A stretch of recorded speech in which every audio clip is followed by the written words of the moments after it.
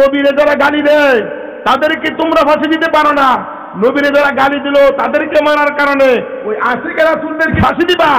বাংলার মুসলমান যদিও নামাজ না পড়ে আল্লাহরে ভালোবাসে, যদিও দাড়ি টুপি না রেখে নবীরে ভালোবাসে, যদিও পর্দা মহিলারা না করে তাও পর্দাকে ভালোবাসে, আমার নবীকে, আমার আল্লাহকে, আমার কোরআনকে, আমার ইসলামকে, আমার দাড়ি টুপি হিজাব বুরকাকে যারা গালি দিবা বাংলাদেশে থাকতে পারবে না, ইন্ডিয়া চলে যাও। ইন্ডিয়ার বর্ডার খোলা ইসলামের সূত্ররা নারে তাকবীর। সুতরাং মুসলমানের কোনো টেনশন আছে দুনিয়াতেও নাই, পরকালেও নাই। কারণ আল্লাহ তো বলছে ওয়ালাকাদ কাররামনা বনি আদম, বনি আদমকে আমি শ্রেষ্ঠত্ব দান করছি। সুবহানাল্লাহ। মুসলমানের কাছে চিন্তা লা খাউফুন আলাইহিম ওয়া লা হুম ইয়াহজানুন, দুনিয়াতে টেনশন নাই, আখিরাতে কোনো চিন্তা নাই। মরলে শহীদ, বাঁচলে গাজী, ধরতে পারি জীবন বাজি, ঠিক কিনা বলে? একজন মুসলমান সে তো মৃত্যুকে আলিঙ্গন করে, আল্লাহ আমার মৃত্যু হইলে তো তোমার সাথে সাক্ষাৎ। সুবহানাল্লাহ। সুতরাং কাফেররা বললে জাহান্নামে যাবে, তারা যদি তাদের থেকে অনড় না হয়, তারা যদি তাদের সিদ্ধান্তে অনড় থাকে, আমরা বললে জান্নাতে যাব। আমরা কেন আমাদের সিদ্ধান্তে অনড় থাকবো না? আমাদের সিদ্ধান্তে আমরা অনড়।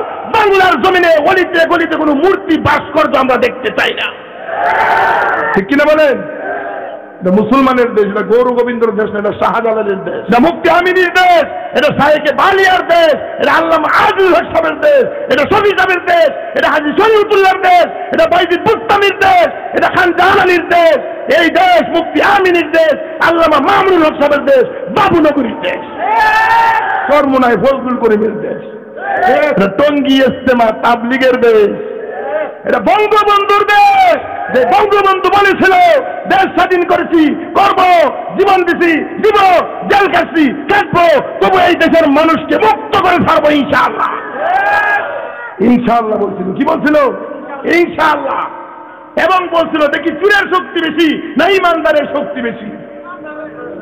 আমরাও বঙ্গবন্ধুর সুরে শুনমিরা বলতে চাই দেখি দুর্নীতিবাজদের শক্তি বেশি, রোডের বদলে যারা বাস দেয় হ্যাঁ শক্তি বেশি না আমাদের শক্তি বেশি, ঠিক কিনা? বঙ্গবন্ধুর জন্য একবার ক্ষেতের মধ্যে মনে করেন কৃষক মানুষ তো লাউ কদু কুমড়া খুব ভালোবাসে, বঙ্গবন্ধু কিন্তু তার হৃদয়টা আসলে এত বড় ছিল। সুবহানাল্লাহ কন্যা। তবে ছাড়া লাউ কদু কুমড়া বানাইছে তো দেশের টাটকা লাউ কুমড়া সবজিগুলি সকালবেলা খুব সুন্দর দেখা যায় না? তো বেচারা লাউ কদু কুমড়া উড়াইয়া বঙ্গবন্ধু ধানমন্ডি 32 নম্বর বাড়িতে নিয়ে গেছে। দারোয়ান আছে না, দারোয়ান তো কেলে গেছে, আমি বঙ্গবন্ধুর জন্য কিছু লাউ কদু কুমড়া নিয়ে আসছি, কোনা এগুলো লাগতো না, কোনা আমি এইগুলো নিয়ে আসছি, আমি বঙ্গবন্ধুকে খুব ভালোবাসি, কোনা তেমন যেত না। এই দুই ধরনের যে তর্ক বঙ্গবন্ধু দুতলা থেকে শুনছে, শুনে কি হয়েছে, কয় যে লোক আছে গ্রামের থেকে নেতা আপনার লাগে কিছু লাউ কদু কুমড়া নিয়ে আসছে, বা পাঠায় তো পাঠায়, তো পাঠায় দিচ্ছে। বেচারা কইছে স্যার আপনার থেকে নিয়ে আসছি, আমি আশা করে খুব খুশি। ঠিক আছে তো তুমি যাও। তো বেচারা পাঠায় দারোয়ানের কাছে 20 টাকা দিছে। কয় টাকা দিছে? 20 টাকা দেওয়া কইছে, বেলা আইসি কষ্ট করে, এটা আমি লাউ কদু কুমড়ার মূল্য দিলাম না, বেলাটা কষ্ট করে আইসে গাড়ি ভাড়া দিয়ে দিলাম। ওই সময় 20 টাকা বর্তমানে 1 লাখ টাকার মতো, ঠিক কিনা? তো দারোয়ানে 20 টাকা লুট, 10 টাকা 10 টাকা 20 টাকা হ্যাঁ করছি কি 10 টাকা কমানো গুঞ্জালছে, ওই লাউ কদু কুমড়া বলে 10 টাকা দেয়, দাদা করে 1 টাকা গো নেতাই দিছে।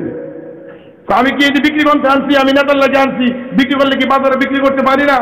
আমি আনছি ভালোবাসা আনছি, আমার নেতা টাকাই দিল, কামটা কি ভালো করবো? আমি টাকা নিব না, কনা নিতে হবে, কনা নিব না, কনা নিতে হবে না, তাই দিচ্ছে কনা আমি নিব না। এই দু এক কথা লাগছে তর্ক, বঙ্গবন্ধু হেডাও শুনছে, শুনে কি হয়েছে বেটা নামে নেমে আস্তে আস্তে আইসা কি হয়েছে, কথা আর 10 টাকা দিচ্ছেন এমনি, ও 10 টাকা আমি লাউ কদু কুমড়া আনছি, আমি কেমন গেছি বিক্রি করছি, আপনি আমার 10 টাকা দিলেন। 10 টাকা মানে আমি দিলাম 20 টাকা, তুমি কোনো 10 টাকা। হাই রে বাংলাদেশ, যেই দেশে দুতারাত্রে 20 টাকা নামতে নামতে 10 টাকা হয়ে যায়, এই দেশ আগায় আনিয়া তোমরা সিঙ্গাপুর বানাইবা, এইটা গুলিস্তান, ঠিক কিনা? দেখেন নেতা কেমন নেতা, তার কবরটাকে জান্নাতের বাগান বানায় দিকে আমরা